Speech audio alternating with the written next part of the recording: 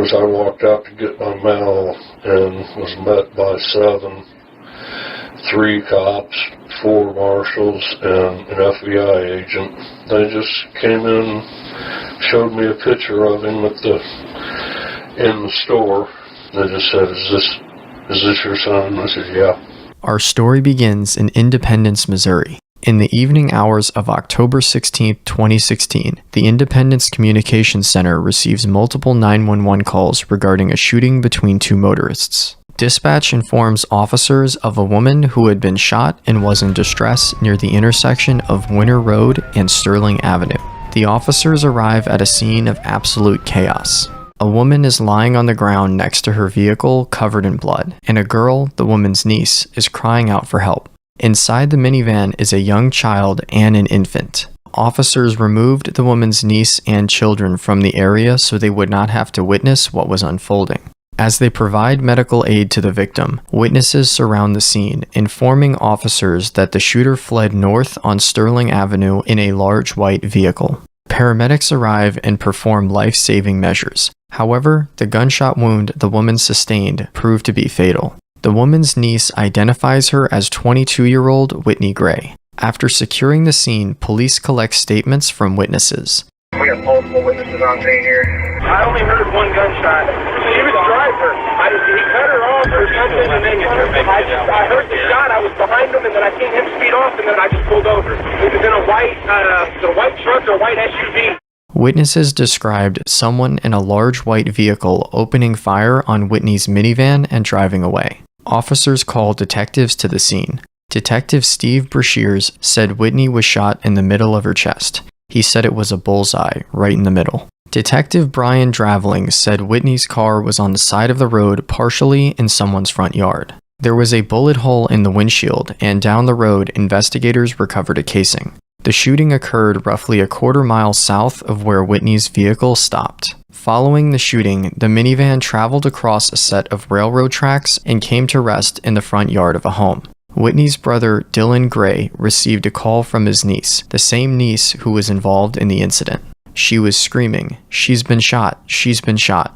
When he arrived at the scene, there were people everywhere, ambulances, police, and babies crying. Dylan instinctively tried to get to his sister, but the police stopped him. He then went to comfort his niece and Whitney's children. Dylan said that putting on a straight face and telling the kids everything was going to be alright was one of the hardest things he ever did.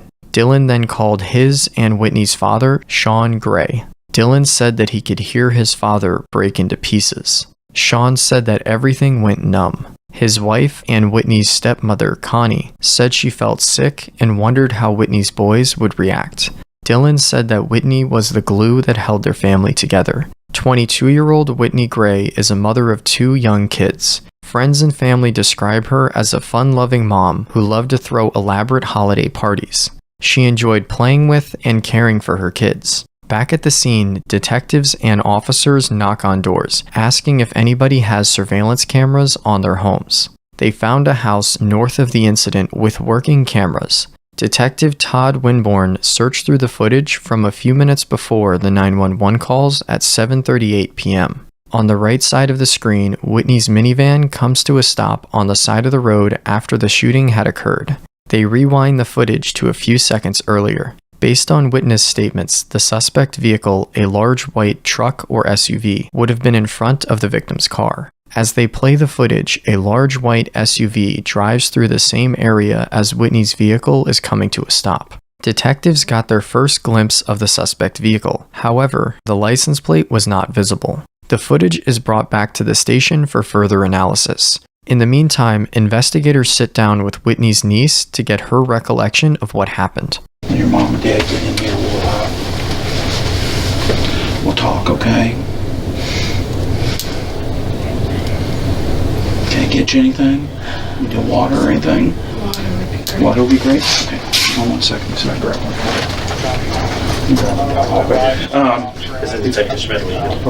We'll talk here in just a second. Why don't you grab one of the chairs right there? Mom and Dad. Get her in real quick. I gotta do the report. That's fine. That's fine. Hey, can I get your information real quick? I just need to write a report real quick that I brought you up here. You're 16? Yeah. And your birthday? Guys, I'm sorry we're here on this. And my understanding is our victim is your sister, and I apologize for that, okay? We're going to work very hard, and we will find out who did this, okay? Again, I'm Detective Schmedley, and I kind of got thrown into this. Actually, I was doing something else when they called. So, and I apologize. What was your sister's name? Whitney Whitney. Gray. Spell Whitney for me. Whitney. And her last name Gray. Gray. You were with Whitney, and that's your aunt, correct? Okay. And you were in her minivan. What were you guys doing this evening? Tell me a little bit about that. Tell me where you guys had been or where you were coming from, okay? We were coming from Price Chopper. Price Chopper there at 23rd and Sterling? Yeah. So you just left Price Chopper? Who is with you and Whitney? Just the two boys. Okay, two boys. Who are they? And 3-year-old and 8-month-old. How are they related to, or, They're Whitney's children. okay, they're Whitney's boys. Yes. Okay. All right, so it's just you four, correct? Okay. Whitney's driving the minivan, correct? You're in the front passenger seat? Yeah. Okay. Boys are in the back? Okay. Okay, so you just left Price Chopper. You get out onto Sterling there, okay, and you're going north, okay? Okay. When you pull out a lot, any issues with anyone? No. Okay. You pull out, you're going north. What happens? Some guy starts getting real close to the car, so she gets mad. She brake checks him a little bit. Okay, so Whitney brake checks him because he's getting too close. And when you say getting too close, he's tailgating you at that point. Did he come right up on you, or was he there? Did you guys? She noticed it. I didn't. Okay, so I you just turned didn't around even and notice it at that point. Okay. Did she tell you someone was tailgating her, or did she make a comment? Yeah. What was her comment? Someone driving my ass. And at that point, did you look back? Did you see who was? I turned around back. Okay. What could you tell? What type of vehicle it was? I just saw it was white. I don't White. know. Could have been an SUV or a truck. Okay. Well, we'll get to that here in just a second. Okay. So it's tailgating you. You look back and see it's white, and your aunt had told you someone's riding my ass. Okay. You're still driving northbound from 23rd Street from the Price Chopper there. What happens? I mean... we get up to a light. Okay. And he comes around and he's like parallel to us. Okay, so he's side by side. Okay, and I think that intersection we're talking about is there at Winter and Sterling. Okay, so do you come to a stop at the light? Yeah. And he pulls alongside you. Okay. And so he's on your passenger side. Yeah. What goes on at that point? Was there any words exchanged? She yelled, "I have kids in the car," and he leaned his head out and said, "I don't give a f." Okay, hang on one second. Okay, so you're in the front passenger seat. She's driving. Okay, so your window goes, did she roll it down or was it already down? It was already down. Okay, so window's down, and she said, "I have kids in the car." The driver of this white vehicle said, what? I don't give a f. What happened from there? She told me to throw the drink at him and we pulled away. Okay, so Whitney told you to throw a drink at him. So what'd you throw at him? Water. Was it a cup of water? And so you threw the water at him. Did it hit the truck? Yeah. Well, I don't want to say truck. Hit the white vehicle. Okay, we'll get to that here in just a second. What happened then? What do you recall? He started swerving over in front of us, and I don't remember anything else. Recall hearing anything? I I mean, mean, it was just loud, and that's it. Like, when you say loud, what do you mean loud? like a bang, like a gunshot. Okay, so you heard a bang. When you heard this bang, you think it was a gunshot. What happened in the car? I mean, what's... She couldn't drive, and we were swerving, so I had to sit on her lap and drive and park the car. Did she tell you what happened? She just kept saying she's been shot. Okay. Did you see blood on her? I mean, where was she bleeding from? Her chest. The chest? So you physically got in the driver's seat. She's still sitting in the driver's seat, and you're trying to maneuver the vehicle and get it to stop. Yeah. As he was pulled up alongside you, I say it's a he. Did you see the driver of the vehicle? Yeah. Okay. Describe him to me. He was white. A white male? Yeah. Okay. Younger, older? Early 20s. Early 20s, so like 20 to 25? Okay. He was kind of skinny. Looked like he had a skinny build? Yeah, he had blue eyes. And why do you say blue eyes? Because I saw him. Okay. They stood out to you? That's one thing you noticed. Anything else? What about hair color? He had a hat on. Had a hat? What did his hat look like? Like a baseball cap? Kind of like a fedora. A fedora? So it was like one of the hats that has a brim all the way around it. Gopher's hat. What color was it? Okay, that's fine. Do you recall seeing any hair coming out from underneath the fedora? No. What about facial features? Mustache, He beard, had a little goatee? bit of scruff like he just shaved. Okay, so unshaven? So when you were side by side and Whitney had screamed at him, did he lean out the window or anything? He And leaned his head out. leaned his head out. Okay. Know about what was he wearing a shirt or anything? I didn't Don't recall, but a fedora, like a fedora hat. Okay. Skinny build, blue eyes, unshaven, a white male, 20 to 25. Okay. Let me ask you this. If you saw him again, could you identify him, do you think? Yeah. Had you ever seen this person before? So this was just a random act then? Never met him before? Never met you didn't have any issues with anyone inside the No. price chopper or anything? Describe the vehicle that he was driving. You said it was white. You know, when he pulled up, what did you think it was? I mean, do you recall? I don't know. It could have been an SUV. Yeah. Okay. Was it as big as the minivan? I mean... Yeah, pretty even. Okay, so it wasn't a passenger car then. So you think it was possibly an SUV, maybe a truck? Yeah. Anything about that vehicle that stands out to you, that you can think of? Was it dirty? Was there damage to the truck? Anything, anything on the side of the truck? Was it newer? Was it older? Newer, older, anything? And that's fine. You had a lot going on, and like I said, but that's probably the best description we've had so far of what this guy looks like. Anything else you can think of about the guy? Did you ever see the gun or anything? Never saw the gun? You didn't stick it out a window or anything like that? I wasn't even looking when he Right. shot. You wasn't looking when he shot. Where did he shoot from? What angle was he at? Is he beside you, in front of you? Kind of in front. He was like swerving over into my. He like swerved over and shot back. Yeah, I think my understanding is, from what our witness is saying, was that they were side by side. You guys were in the turn lane as if you were going to go west on Winter, and he was in the center lane. And as soon as the light turned, he started to go. As soon as he moved forward, I think that's when the shot came. So I mean, he had just started forward and fired the shot, because I think it came through the front passenger window, and it must have hit Whitney from there. Anything else you can think of that I need to know about? Okay. Again, I'm sorry about everything. I wish Are there cameras at the intersection?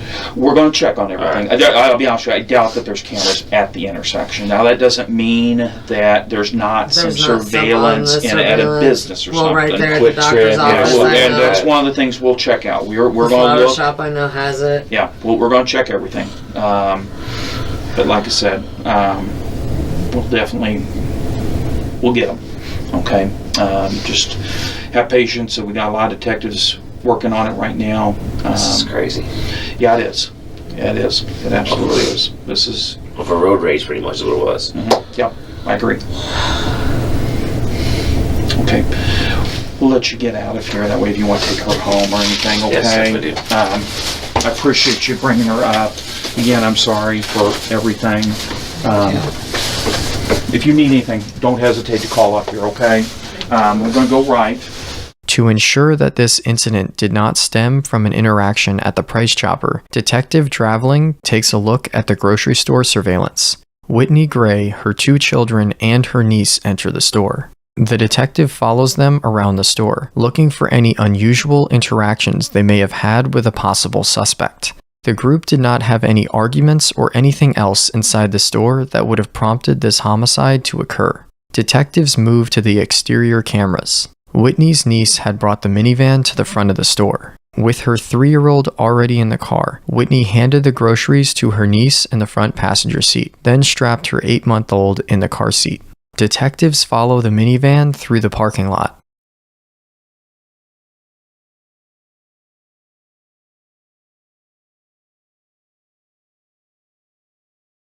As Whitney exited the lot and entered the street, she pulled in front of a vehicle traveling at a high rate of speed. You can see the front of the SUV dropping as the driver brakes to avoid hitting Whitney's vehicle. Here is the clip again, but with both vehicles highlighted. The vehicles quickly move out of frame, so detectives look for businesses with cameras in the direction of travel. Detective Winborn identified the Taco Bell diagonally across the intersection as having cameras. Although the footage provided a better look at the suspect vehicle, it did not yield any distinguishable marks, such as a license plate, decals, or broken lights. Early the following day, the detectives had a briefing. After scouring photos of large white SUVs to compare to the suspect vehicle, Detective Draveling identified the vehicle as an early 2000s Toyota Sequoia. As a group of investigators focused on Department of Motor Vehicle records, another team backtracked the suspect's movements. They checked several grocery stores,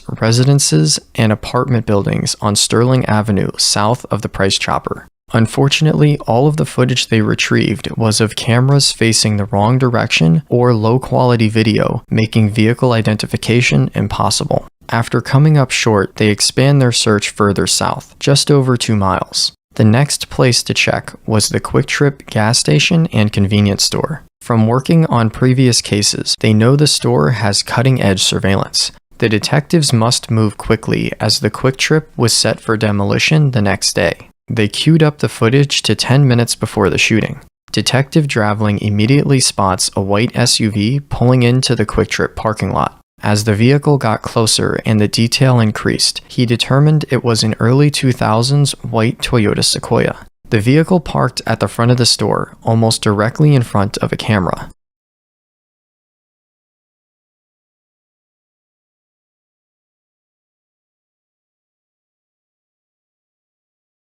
A white male exits the vehicle. He is wearing a flat cap or golfer's hat, just like Whitney's niece described. Detectives follow the man on the footage as he enters the store, hoping to get a better picture of the suspect.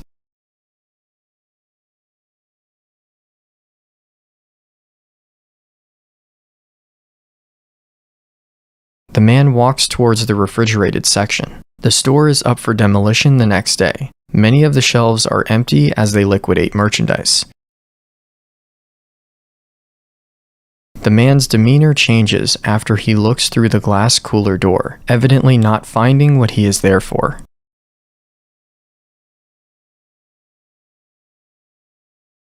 He does not select anything and leaves the store empty-handed. As he exits, detectives get their best look yet at the suspect. The man's build and clothing were consistent with Whitney's niece's description. He is a white male with minimal facial hair, a skinny build, and a golfer's hat. From the video, they can tell the man is upset. He stormed out of the store. Based on the video's timestamp, this was just minutes before he encountered Whitney Gray at the intersection of 23rd and Sterling. Detectives send screenshots of the suspect and his vehicle to the station. They watch as the man enters his vehicle, exits the parking lot, and heads north on Sterling towards the area of the price chopper. Investigators ran the license plate, and it came back to an apartment in Independence, Missouri, and to a person named James Taylor. Police set up surveillance outside the man's apartment. As the subject exits the apartment, police can tell that the man is not the suspect, but approach him carefully anyway. As the detectives speak with James Taylor, he informs them that they are probably looking for his son, Chris Taylor. James voluntarily agrees to come to the station to speak with Detective Brashears and Dravling. And he went to Lee Summit High School. Did he have any hangouts down there that he liked to go to? No, he used to like to go to a bar out in Lee Summit. He didn't drink, but they had open mic, and he'd play guitar and sing. Well, like I said, we're just trying to get your, I know. your brain going I know, different directions. Yeah. To think, stir something up. Yeah. Has he ever had any periods like this where he'll not answer the phone, or is this unusual? He has had periods where he wouldn't answer the phone. Oh, God. Never in a million years would I have thought this. I just, like I asked earlier, hopefully he won't ever know that I'm the one that turned him in, or not turned him in, but gave up all this information. He didn't come over to your apartment last night or this morning or anything? No. Does he have a key to your apartment? Yes, he does. I forgot about that. Do you think he'd go to your apartment? I don't know why he would. I mean, that'd be pretty risky, wouldn't you think?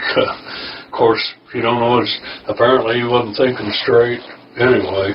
I know he knows, or he probably thinks that he knows what I would do if I knew that, he had done this, when I would turn him in. You think he... I think he knows that. And we knew that we needed to come here, and tell you guys our suspicions, but then, like I said, conflicting reports on TV. One on Facebook said the guy was tall, had a long beard and long hair. Well, then, immediately you go, oh, well, that's not Chris. Whew. That was in the process of us filtering out all the reports that we were getting. Right, yeah. And so forth. Yeah. Let me see if I find a bottle of water for you or anything. Yeah, that'd be great. Just hang tight and I'll be right back, okay? Okay.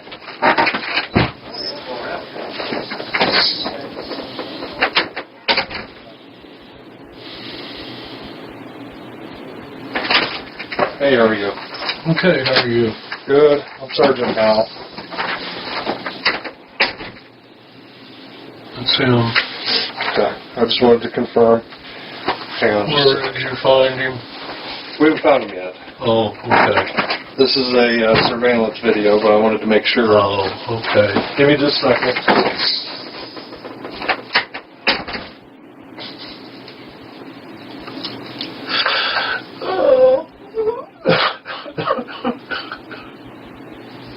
Oh, God.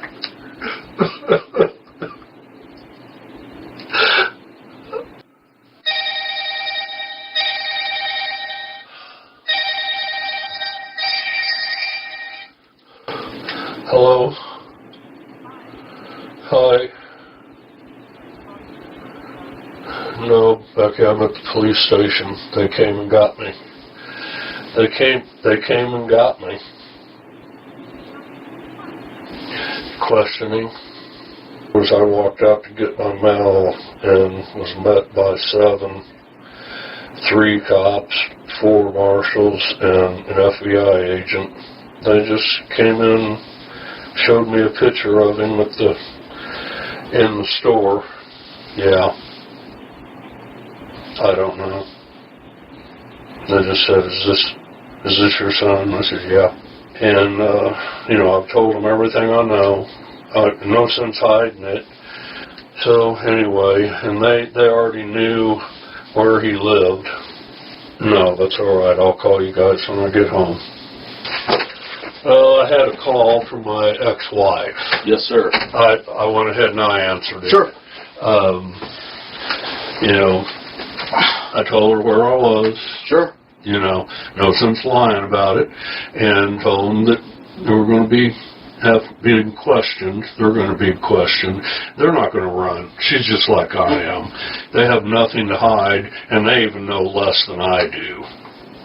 See, you're not under arrest or Oh, I anything. know, I know. You're here Mom, as free we will. view, trying to help us locate your Yeah, son. exactly. Yeah, I know. My sergeant showed you this. Yeah, I know. That's my son. I forgot that he wore that type of a hat. That's why I kind of asked you, would you be willing to initial this and say, this is my son, this is write out his name? Hopefully I can do it without shaking too bad. Thank you, sir. Okay. We'll be back in just a few minutes. All right. Our goal is we want to talk to Chris, and we want to get him here to talk to him safely. That's our goal. I know that's your goal. Yes. But I'll tell you, don't give your life up for it. And I'm serious. You know, he knows. He's got to know that you're looking for it. Yes, sir. You know, and whether or not he would just give up, I don't know. Okay. But I appreciate your concern there. We're going to do everything to keep everybody safe. I know you will. That's our number one goal. Yeah. And believe me, I hope that I'm coming across as someone that really appreciates you guys. No, you are. Yeah. You've shown a great amount of concern for us and everybody else just coming up here to talk to us. And we appreciate that greatly. Well, you're welcome. You know, I wish it was under different circumstances, but, you know, I told him years ago, man, that you get yourself in jail, I won't get you out. You got your ass in there, you can get your ass out. Yeah. You know, so he knew that he couldn't come to me. Yes, sir. You know, he can't go to his mom. And I'm being so honest with you guys. I keep thinking about that poor woman. Or the kids in the car, too. God. Why would he do that? You'll probably never be able to answer that. I know that. You'll never know what was going through his mind, or I won't either. Yeah. Who knows? I know. Who knows? It's just. There's a lot of unanswered questions for us and everybody right now. So right. That's what we're hoping to figure out. So I was afraid of what I might find if I was able to go in that first time. Sure. I was afraid I'd find him dead because he's always been so remorseful about anything. You know, hurting a little animal. Right. You know, but people change. Yeah. And you don't know what his state of mind was yesterday, or what was going on, or what wasn't going on. So, yeah. I don't know. You know, if are you going to be okay to get out of here? Yeah, I think I'm going to be fine. At this time, we don't have any more questions for you. Okay. You've helped us out a lot. You've given us some things to work with. Yeah. I've been working since about 4:45 last night. Oh, so God, you're exhausted. This is what we do. So, I know it is. We're going to keep plugging away at this, and hopefully the best case scenario comes out. I know. Okay. You know, it's so hard for me to think that I have a son that's wanted for something like this. You know, he's an adult. He's been an adult for a long time, Mr. Taylor. I know, and I keep telling myself, you know, that once he left the house, I had no way of stopping what he did. Look at your daughter. Yeah. You raised her, right? Yeah. When he went into the service, he didn't have any outlook ahead of him, you know, and then he went in the service and he really wanted to be in there. You know, that was one of the things that just astounded me, that he wanted to go in. He enlisted. And we thought that, that's an honorable thing to do. Yes, you know? yes.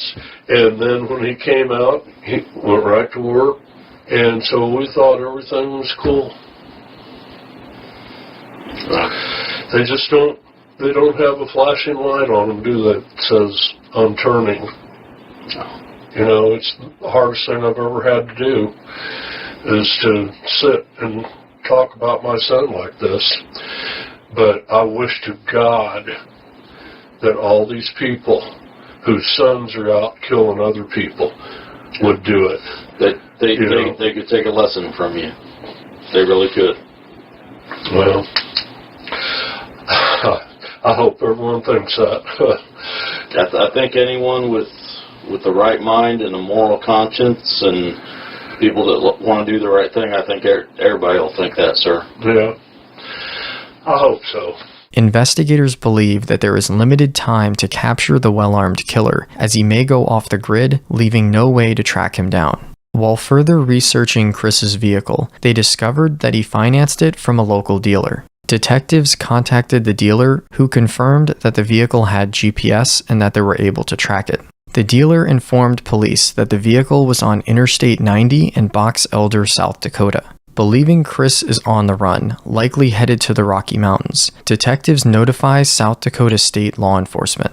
Investigators continuously monitored the vehicle's location and determined it was now stationary. The vehicle was at the La Quinta Hotel in Rapid City, South Dakota. Investigators in Independence, Missouri notified the Rapid City Police Department. The local department deployed their SWAT team to the hotel. They found a white Toyota Sequoia parked in the lot, and Christopher Taylor had registered a room under his name. A sniper was put into position to watch Chris's room window. Rapid City SWAT team officers went to rooms near Chris's and quietly asked the other guests to leave. Fearing that there would be a last stand shootout, Rapid City Police devised a plan to get Chris out of his room. The plan is to stage a car crash by ramming Chris's vehicle. They instructed the front desk to call his room and inform him of an accident in the parking lot. After looking outside through his room window, Chris then exited his room unarmed and was taken into custody. Police seized the Sequoia, and inside the vehicle, there were multiple firearms and thousands of rounds of ammunition. Police book Christopher Taylor at the Rapid City Jail pending extradition to Missouri. With the extradition process likely to take upwards of a few weeks, Rapid City Police investigators bring Chris to the station for an interview. Get that moved up? Doing better? No, it's just thick. Oh my God, yeah. They're fine. I didn't realize they had that much weight that they would sit there and... And just the downward pressure of them. Yeah. Other than that, they treating you okay over there? Everything going good over there? Yeah, really nice. Good. Good deal. Well, let me make sure. Like I said, my name is Detective Tolman. I need to get your information. Christopher, or you go by Chris or Christopher? Chris. Legal name's Christopher, but... Yeah. Like I said, my name is Detective Tolman. This is Investigator Andrews. It's with the Sheriff's Department. Like I said earlier, down there in the cell, we kind of want to talk to you and get your side of the story here.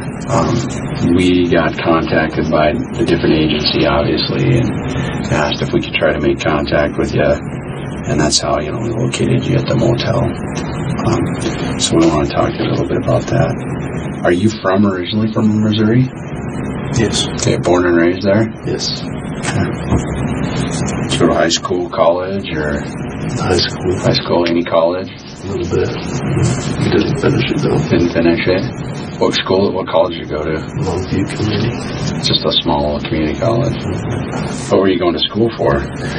Graphic design. What kind of work did you do? Construction. Like residential stuff or commercial stuff? Or? Yeah, residential remodeling. Gotcha. Since you're obviously in custody, you're sitting there in the handcuffs, you're not free to take off and leave.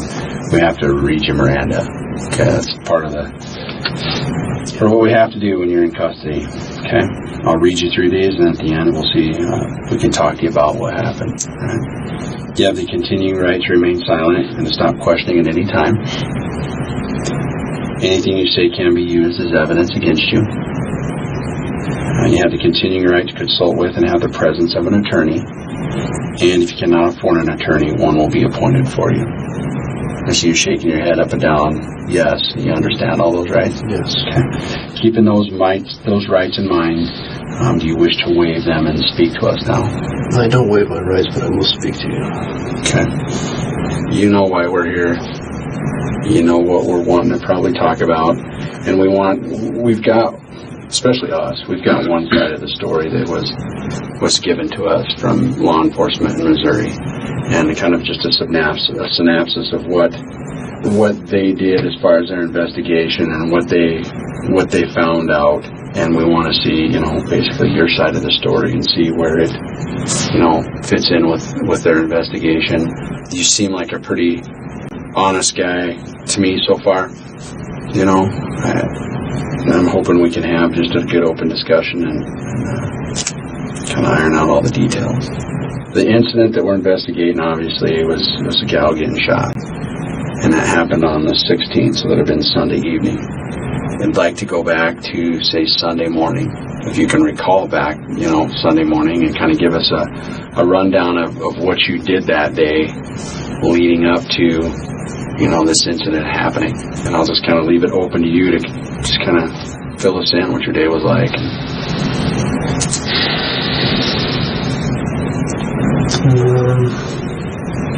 Drove into Lee Summit to watch the Chiefs game. Watched the Chiefs game. Left there at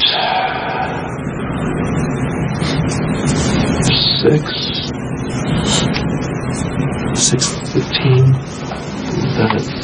Left there, went straight to the grocery store, Hy-Vee and Nolan and Independence. Bought groceries. Went home. Went to the gas station to get some water. And went back home. Left again.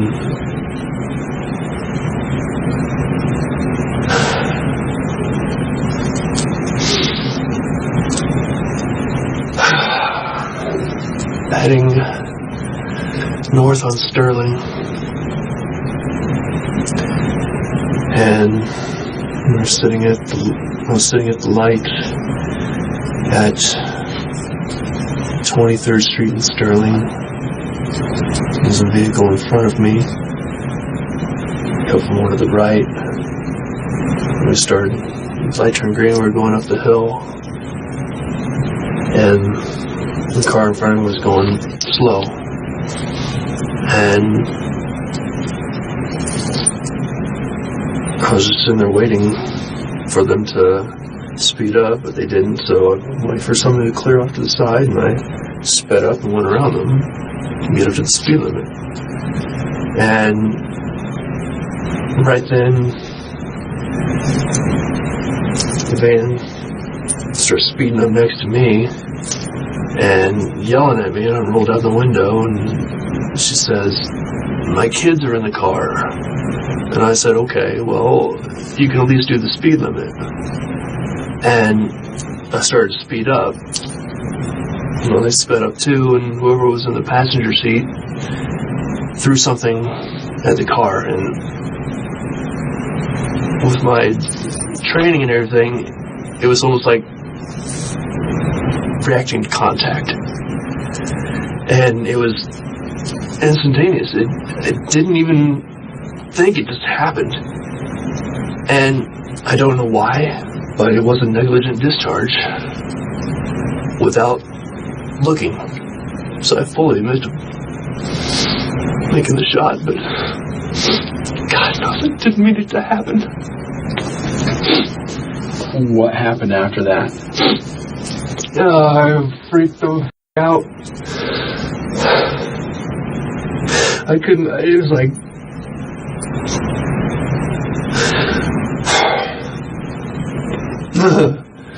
I couldn't believe what had happened.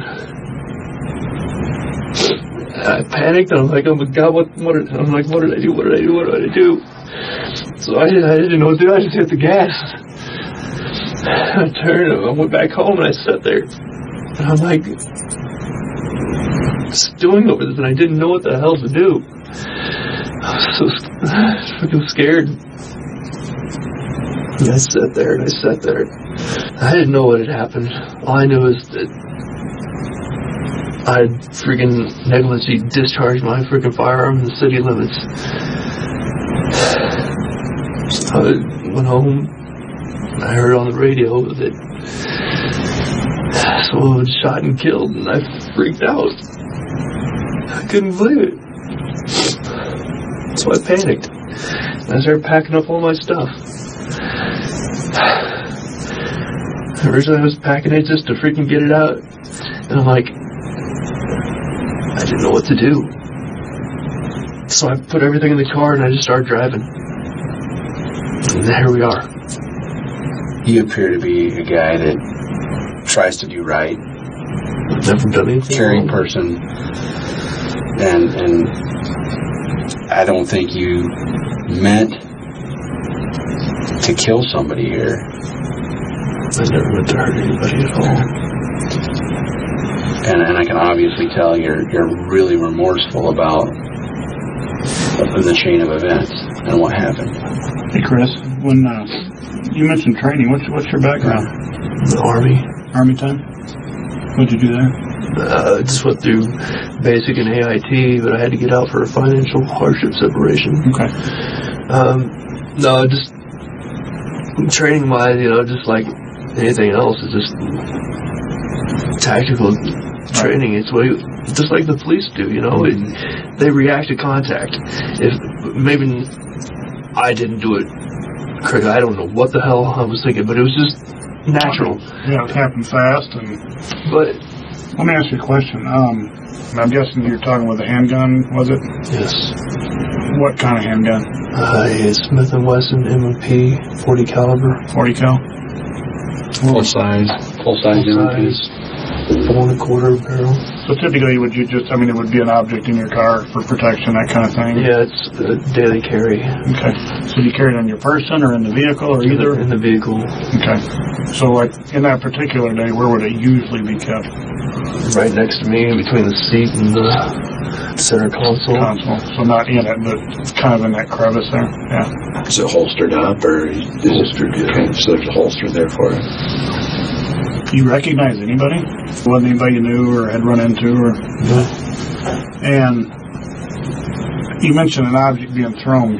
Can you remember any details about that? It had water or something in it. Okay. But it was big, whatever it was. But bigger than this? Yeah. Because when it hit the side of the car, and I instantly just reacted to it. Did you know it was a water jug hitting your car, or did it? It happened like that. Like I said, it was reactive contact, and it was just trained response, muscle memory. You told him you have the gun in a holster between your seat and your console. But what point did that gun come out of the... Because you couldn't have had a negligent discharge with it in the holster, correct? No. So it definitely came out of the holster. When did it come out? I'm trying to get a good definition of negligent discharge. I'm driving forward and something comes and hits the car, and I always have my hand right there. It's like we do. And as soon as it did, it's like that, out the window. Okay. So when I say negligent discharge, when you say that to us, that's a guy in the range who's not paying attention to his gun and has his finger on the trigger and puts one into the ground or into the ceiling or something like this. You're saying your reaction because of the contact was pull the gun, brought it over this direction, and boom, it went off. No, it wasn't like an... It wasn't an intention. That's why I say it was a negligent discharge. I didn't pull the trigger on purpose. Okay. You brought the gun out of the holster, though, right? And swung it this direction. And I'm just guessing by your body positioning, did you even acquire a sight picture? No. Anything like that? I didn't. Was the gun in one hand or both hands? One hand. Steering wheel. Like that. Up over the top or under the steering? Oh, I can't do it, but... Yeah. Over the top. Okay. Was your window down? Yes. Because you guys had exchanged some words.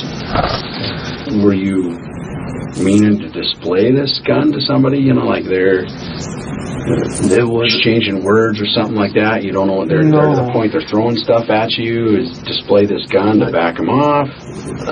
Like I said, it was just reaction to contact. It wasn't muscle memory. It wasn't anything other than that. That's what it was. Okay. Were you in front of that vehicle, right next to the vehicle? I was. Okay. We got a couple cell phone vehicles. This is driving this way. This is her vehicle. This is yours. Okay, so here we are. Say this is another vehicle. Okay? We won't use this as the water bottle, though. Yeah. So I'm here. That's the vehicle. I come around. I speed up, and I'm going past her. Okay, so now we're here. Okay, so I've already gone. It speeds up, comes up next to me and starts yelling at me. I roll down the window. He says, blah, blah, blah, my kids are in the car. And I said, well, you can at least go the speed limit, and I take off again. Well, then they speed up, come up next to me, and something hits the side of the car, and then it's automatic. Okay. So based on the vehicle positioning, I'm assuming this girl was driving the car that you hit. And how do you think you went through their side window or their front windshield? No. Just physics. How do you think it okay, so comes up and throws it.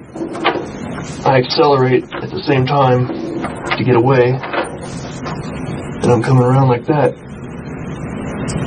That's all it was. Do you shoot your handgun quite a bit? You shoot quite a bit? Right. You ever had a negligent discharge before? No. Practicing, training, anything like that? Okay. What do you do to prevent that? You know, what's the kind of the key firearm rule to prevent that? Keep the finger off the trigger. Finger and register. In your time with the Army, did you ever have any combat experience, anything like that? Okay. How do you think your finger got onto the trigger? Just do it. I don't know, just bringing it around. Okay. I don't know. It was an accident. Okay. And you panicked after that? To say the least. Did it startle you when that thing went off in the car? Yeah. Did you have to clean the car out after this? You know, you went home, cleaned the house up, but did you clean out your car, stuff like that? No. Did you think the shell casing's probably inside your car then? No, the handgun was outside the window. The handgun was outside the window. Okay. You didn't feel it, I know that's going to eject to your right, but it missed the window, huh? Didn't come back inside of your car? Like if your hand's out here like that, some of them will retract far to the rear. The window was down from when I exchanged words. Okay. What did you do with the gun? It's gone. It's gone? I tossed it in the river. Okay. Where in the river? You understand that's very important to find that. No. That was it's in the state. In Missouri? No. Or South Dakota? In South Dakota. Did you say river like Big River? Yes, the Missouri River. Oh. And then the reason I tossed it was because I couldn't stand the thought of having a freaking weapon in my possession that took somebody's life. Right side, left side of the bridge? As you're crossing, do you remember? I went across the bridge and came back. So it's on if you're coming from town, it's on the left side. The right side if you're heading into town. Do you happen to recall what you were wearing the night that this happened? Exactly what I was wearing. Exactly what you were wearing. Yeah, I gotta realize it was only Sunday evening, right, that this happened. You got here, you recall what time you got here? Into town. Into Rapid City? 6 o'clock. 6 o'clock, so Not even 24 hours later. So yeah. How long do you think you were at your place before you headed out? Well, I left there at 7 a.m. So You stayed at your house. Did you sleep at night at all, or no? no, I could sleep. Yeah. You ever have any other confrontations with people like this? Never. Never even been in a fight. Any other things going on in your life that's kind of been rough on you? No, your dad was worried about you. Everything's good. That's the problem. You know what? Everything was good in my life. You know what's worse? The family of that girl that I killed. How the f*** am I gonna live with that, man?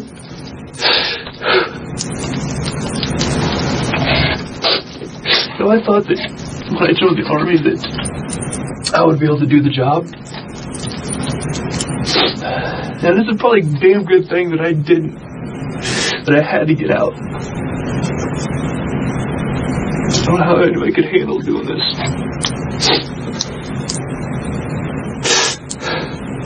Granted that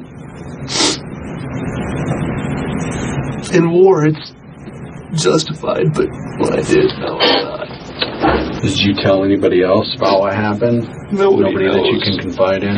No. I just freaking panicked and the whole time I was driving out here, all I could think about was going back and turning myself in. Because there's no way you can run from that shit. I don't even know why I tried. Your dad had went to your apartment, wherever you were staying, after the detectives down there went and visited with him, and he'd seen the news, and he'd seen a picture of your vehicle that they'd got from I don't know if it was a convenience store or whatever, and he was concerned about, that it was possibly you because you weren't answering your phone. Were you just avoiding calls, or did you completely take your battery out?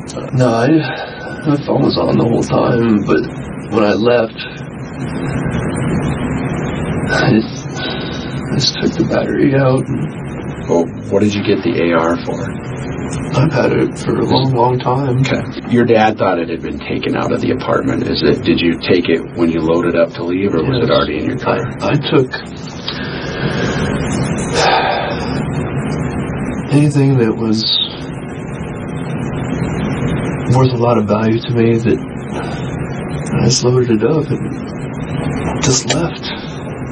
Were you thinking this stuff could be used for living off the land or something, or is this something that's got a value to it that you can trade in, keep you going? Yeah. Or this is my value. This is my value. My stuff.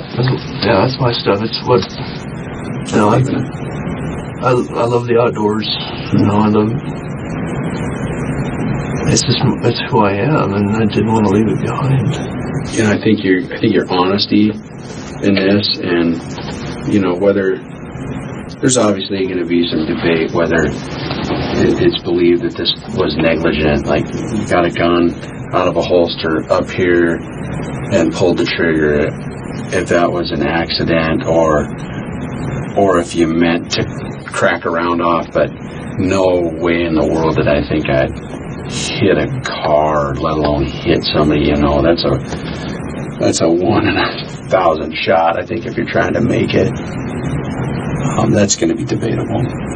But your honesty, this is a tough thing to be honest about. It's a tough thing for you to talk about. But the evidence that they have, the witnesses, the things like that, the actual fact of you're in this car, they're in that car, you ended up pointing a gun over and you shot at that stuff, there's all the evidence that backs that. Okay. Your honesty is essentially the biggest tool on your behalf here. And I can tell you're remorseful about what happened. I believe you didn't mean whatever happened with a gun to hit somebody, let alone kill somebody. You know, you asked a question a while ago, how you're going to be able to live with this. I think you need to understand that you're taking those steps to start that now. No. In being honest, you're at least facing it. No. Well, then trust me then. You may not think so. I can't ever live with that.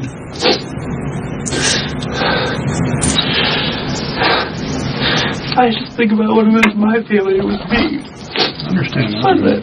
And I'm not going to sit here and make some stupid statement like, you know, I understand where you're coming from. Well, I can't ever get over it then. Maybe in a line of duty it's different. Maybe you're protecting your life against a real threat. But this was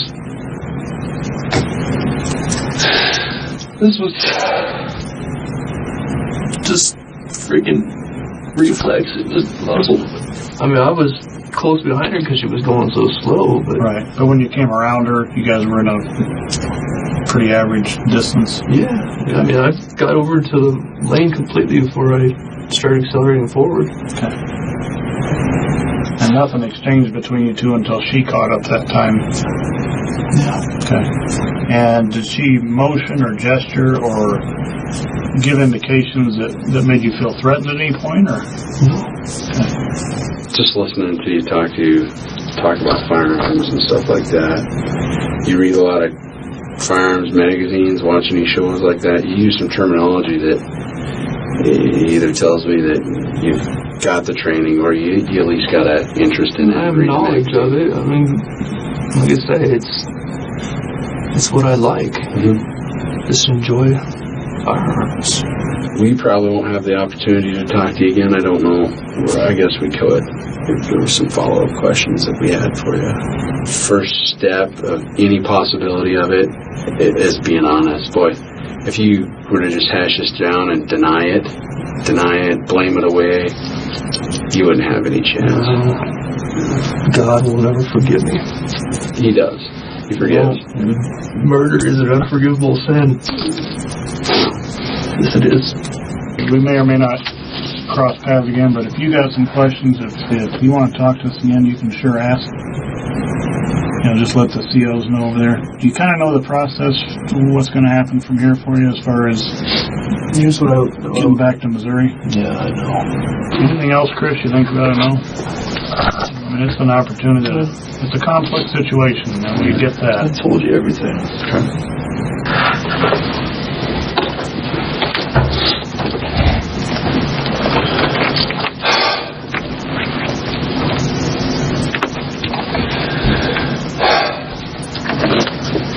Slowly make our way back down there.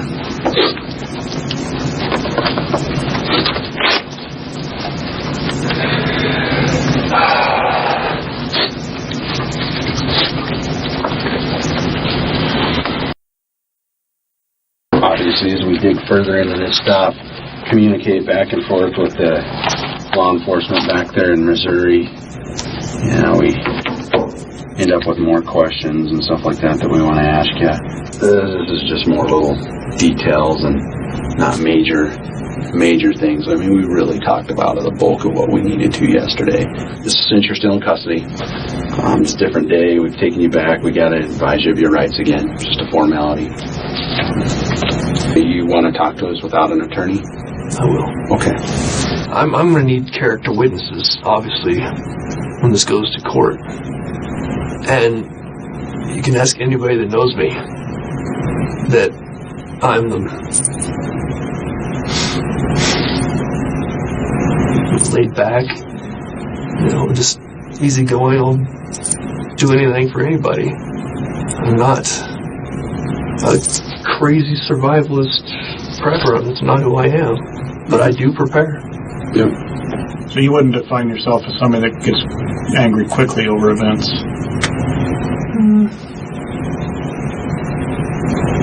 I guess it would depend. I mean, on what's going on? Yeah, I mean, I can't say that I wouldn't. But yeah, it really just depends. I mean, so these character witnesses, would they describe Chris as hot-headed? No. Okay. Very calm, relaxed. I mean, occasionally at work, yeah, I get freaking mad. Like, something didn't go right. Yeah, I get mad. I mean, I'll cuss, but I don't act out in violence or anything like that. Something that the detectives back in Missouri were kind of curious about. They got a couple things they're curious about. I think we kind of got an idea of what she had done, but did you shave? You had more facial hair. Did you have a full-on beard or just a good... Just stubble. Just stubble. Did you shave that before you headed back this way, or...? Right before I left to come up here. You were at your house? That's what we thought, because that stuff was in your car, and there was no evidence in the motel room. After the shooting incident, when you pulled the gun up and the gun went off, what was your mind frame and your thoughts immediately right thereafter? I'll go from as it's happening. Like I mentioned, it felt just like a reaction, like muscle memory. Whatever was thrown at my vehicle startled me enough that I pressed on the gas and automatically just went like that. And as my hand came around, of course I can't put my arm where I can with these cuffs on, and I'm just looking forward, and the finger just, it wasn't intentional, but okay, to getting into your question though, it's like it was just happening, and like that I didn't even freaking know what I was doing. It happened so fast. And right after, I was just freaked out. I said to myself, my God, what the f*** did you just do? What the f*** did you just do? Did you think that you hit that car, or think that you hit a person, or was it, oh shit, the gun just went off? Oh shit, the gun just went off. Okay. Did you see anything that would lead you to believe that I hit that car, or I was close to that car, or I hit a person? I wasn't looking, I just driving. So you had no clue. At that point, the gun goes off, you had no clue where that bullet went. No clue. When you got home, did you see, you're driving away, and in the rear view mirror, did you see that car do anything that led you to believe it? Oh crap, I wonder if I hit it. Or I saw him pull over. How far did it go before it pulled over? I have no idea. Okay. I mean, the whole time when that happened was just like almost instantaneous in my mind. Now, I don't know how to get to Rapid City from Missouri. What's the route you took when you said you left at 7 yesterday morning? Maybe a little after 7. I don't know what time it was exactly. What way did you come to Rapid City? 29 to 90. And then over. Okay. Stop at any convenience stores, anything like that? Gas, stuff like that. You said when you fired that shot, it was more of a holy crap. The gun went off. Didn't know if you hit the car. Didn't know anything about it. When? I think you touched on this yesterday, but I want to get more clarification. When did you learn that you had hit the car? Well, more so hit a person. Right. So whenever I got home, I sat around, I don't know how long, I was panicking, just freaking out, not knowing what to do. I got on my phone to look at the news, and that's when I saw the shooting in Independence. And I really started to freak out, but I wasn't sure if anybody had died, shooting. And then, I'm just getting my stuff together. I guess I know that I'm either gonna freaking go to jail or what, but I start packing up all my clothes and everything that, it's not my place, and it's a rental place, and I can't leave this place this way. I can't leave that burden to my dad or anything like that to come and try to take care of it.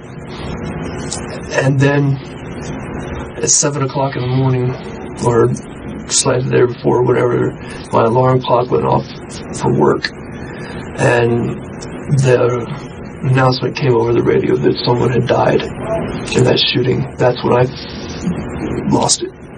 You were already you were already kind of in panic mode. I got to get out of here. I got to, you know, before you even knew that it hit anybody or... Yeah. Okay. How do you try to explain to somebody what you're feeling when they've never gone through the same thing? How do you try to convey those feelings, or how anybody feels? Because we're all different. Yeah. But to try to explain, my mindset is, it's like trying to explain how colors look to a colorblind person. And they can hear what you're saying, but they're not really going to understand how you feel or what you think. The prosecution is going to use any type of little tiny thing anywhere in my past or anything to try to paint me as someone that I'm not.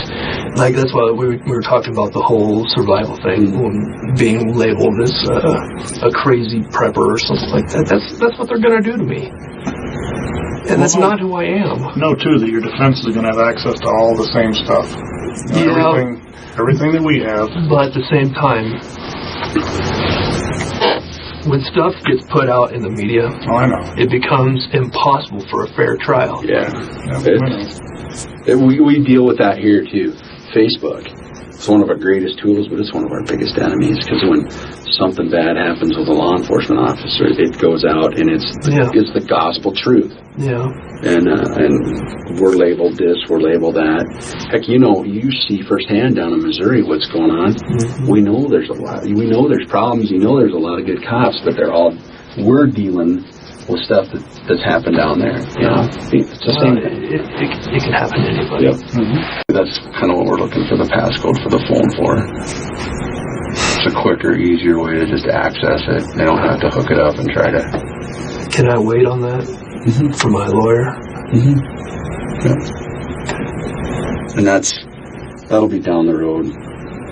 It's just a question that come up when we were talking over our notes. So. Okay, well, I will grant them access with my lawyer.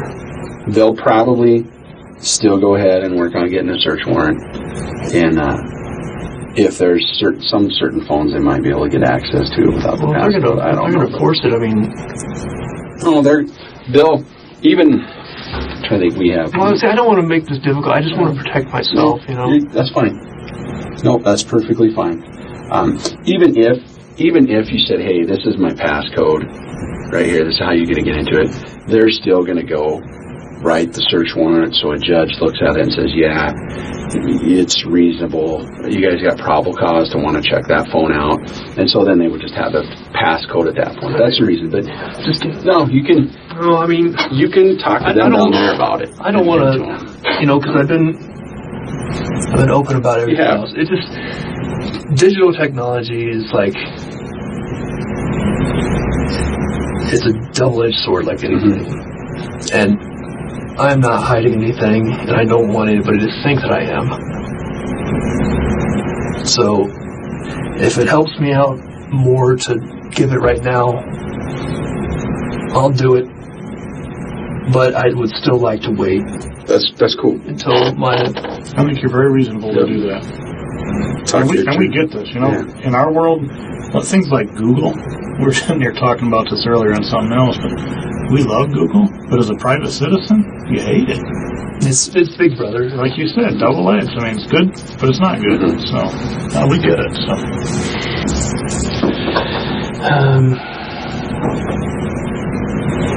I would say right here was the point I threw it. I don't know, probably traveling 35 miles an hour. I don't know what the speed limit was on that bridge. Having that thing in my possession after what I did with that, I know it's freaking, now I know that it's attempting to destroy evidence, but at the time, in my mindset, that wasn't the purpose. Yeah. That it was to try to rid myself of something. That's reasonable, because you had plenty of opportunity before getting to this point. I would say there, and depending on river current, you could imagine maybe 40 meters search. And the magazine was still in it? No. The magazine is in the ammo can. Okay, it's one of those magazines. Any chance that you guys can be, whenever I have to go down there and do all this stuff, is there any chance you guys could be in, contact and explaining everything that we've talked about? You mean as far as court proceedings and stuff like that? Yeah. We both discussed, there's no doubt at some point we're going to get subpoenaed to come down to Independence, Missouri to testify in court. I've told you all along that you've been honest, and I appreciate that. I don't think you're some bad, hardened criminal that's, think something bad happened, and there's nobody can deny that. Even yourself, you don't deny that. So yeah, we'll end up being there, and we'll be honest about our conversations. Okay. All right. We'll get you back down here. Roughly 18 months after his arrest, Chris stands trial for the murder of Whitney Gray. The prosecution and Whitney's family were seeking the maximum sentence of life without parole. The defense argues that Chris panicked after Whitney's niece threw a cup at his vehicle and that muscle memory developed through military training caused him to pull the trigger. The jury sided with the defense and convicted Christopher Taylor of involuntary manslaughter and armed criminal action. 2 months later, on August 24, 2018, a judge sentenced him to 17 years in prison. Whitney's brother Dylan said the result wasn't fair and he couldn't understand how the jury decided. He said, "We get together for Whitney's birthday and let the kids write messages on balloons and send them off to her. Whitney's father, Sean, said she loved her kids with everything she had. Whitney's stepmother shared that her boys ask when their mommy will return and see them." For more videos of cases never seen on YouTube, click one of the videos on screen now or the links in the pinned comment. Goodbye for now.